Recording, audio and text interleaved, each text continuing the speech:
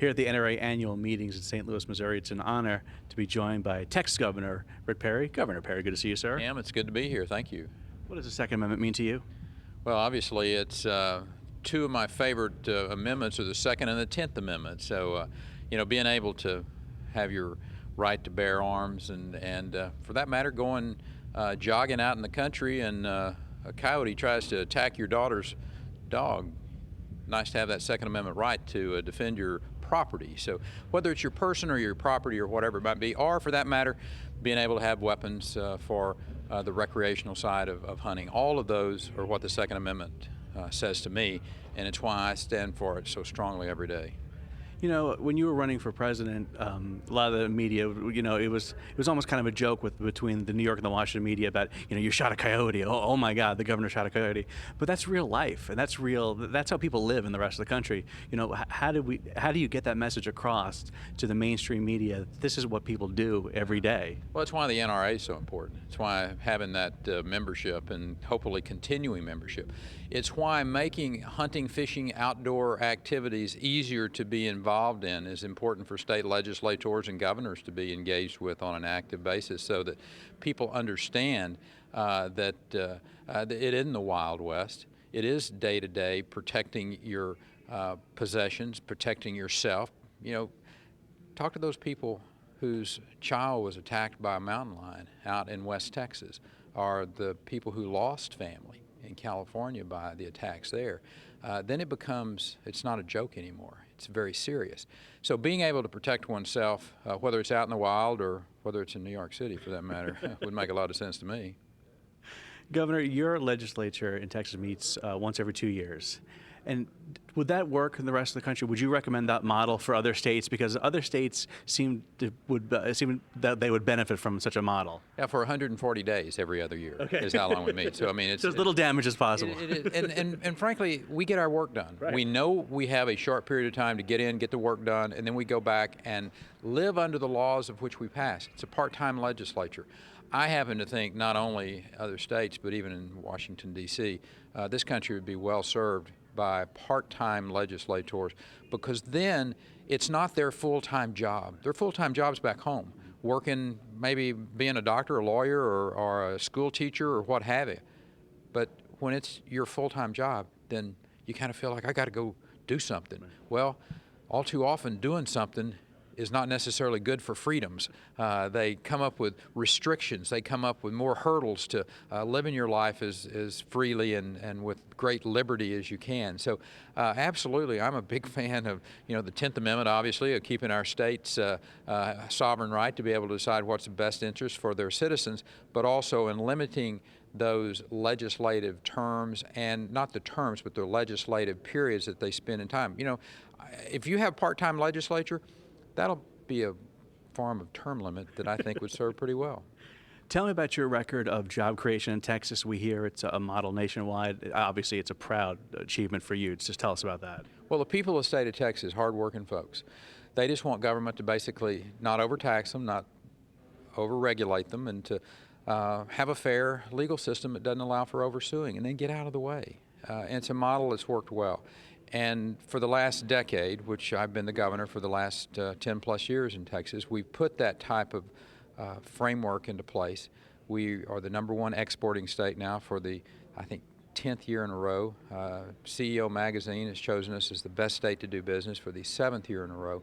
So there's a real track record. Since the recession started in '09, Texas has gained all of the jobs back that it lost, plus. So we're actually on the plus side of job creation. I tell people, not jokingly, that President Obama ought to get up every day and thank God for Texas, because if it wasn't for our job creation record, he would be in a bad mess. All right, so I'm going to put you in the Texas time machine. I'm going to fast forward to the election of 2012. Let's say President Obama is reelected. What happens to this country? What happens to Texas? And what happens to the Second Amendment? Well, the biggest issue facing us at this particular point in time is Obamacare. Hopefully this summer we'll have a Supreme Court that rules that is unconstitutional and they throw it out. Then we can get back together as a country, Democrats and Republicans, and come up with a way to deal with this health care. One of the ways is to allow the states to have more flexibility in dealing with Medicaid, for instance. Medicaid care program. They can rework that at the federal level, but we can come up with a way to deliver health care that the states have substantially more freedom and flexibility. I really worry about America's international reputation with this president. We see what's going on in the Middle East. We see somewhat of a muddled approach to foreign policy. Our friends don't know whether or not they can trust us, and our enemies are emboldened. We need a president who will clearly stand up for democracies in the Middle East like Israel, clearly stand up to, whether it's North Korea. We don't need to be dealing with those terrorists. We need to be having a very hard line against those individuals. The countries in NATO, you either need to be a friend to the United States or not. I don't think it is a gray area. So those are international issues, but really back at home, it's all about jobs. It's not 8.2% unemployment. It's closer to 20%. People know that. They quit looking for work. It's closer to 20% of the people are out of work in this country because this president is putting policies in place that is making it harder for small businessmen and women to make their ends meet. For instance, we're approaching $5 gasoline in places. As a matter of fact, in Washington, D.C., I'll bet you there are over $5 gasoline at the pump in places. The pipeline coming out of Canada down to Texas is a great example of counterproductive policies that are driving the cost to do business. If nothing more than the energy industry, this push on green energy. I don't have anything against green energy, but let the market decide. Don't force You want an it. algae car, sir? Well, listen, I don't have a problem with that. If it'll work and if it's cost effective, I'm all for green energy, whether it's wind energy, which Texas leads the nation in the production of, I might add, or if it's solar, what have you. That's all good, but don't force it upon us. Let the market decide. We've got years and years worth of fossil fuels in this country and in the North American continent that we need to be using so that we can be independent of countries that don't have our best interest in mind. Governor Perry, I know you're busy. One last question. You're, of course, a border state. Illegal immigration, a huge issue for you, but also Fast and Furious. There's a possible Texas connection. Talk to me about Fast and Furious, and talk to me about the problem you face with illegal immigration.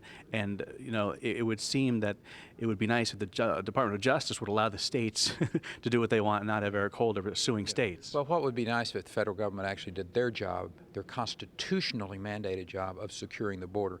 Then you wouldn't have had these problems to begin with. Then you wouldn't have the issue with illegal immigration at the level that we do today.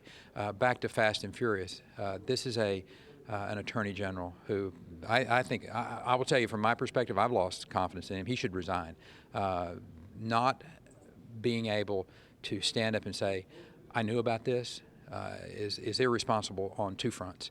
Either you're not paying attention to something that is very important, or you're lying. Either way, you need to resign. So having a Department of Homeland Security, having the Attorney General's office working with the states and being a partner with the states instead of suing the states and being in direct conflict with the states, this administration has taken it to a new level. So again, I hope this is a one-term president, because if it's not, governors and border states are going to have even more problems. You're talking to a lot of hunters, anglers, people who love to hunt and fish on this audience. Why should they come to your state, spend their tourism dollars to hunt and fish in Texas? Well, if you want to hunt some of the finest white-tailed deer in the North American continent, which means the best in the world, come to Texas. Whether it's the exotics, we just came off of an incredible drought, so it may be a couple of years before our bird quail crop comes back, but I can promise you our duck and our geese, you can hunt practically anything you want in Texas. Obviously the big game, you can even see a lot of those down in South Texas, and whether it's African game, the nilgai down on the King Ranch and the ranches in that part. I can go on, but you want the finest red fish fishing in the country. You come along the Gulf Coast in the Laguna Madre. It is just fascinating. If you're a birder, you got that entire Laguna Madre and down into South Texas, just some fabulous outdoor sports. And let me just finish up by saying that's what we try to focus on in Texas, is removing barriers, whether it's hunting or fishing or any outdoor activity, by creating laws that allow people, and particularly young people, to get out get involved in hunting, fishing, the great outdoors. Texas Governor Rick Perry, honored to talk to you, sir. Thank you very much. Cam, thank you, sir.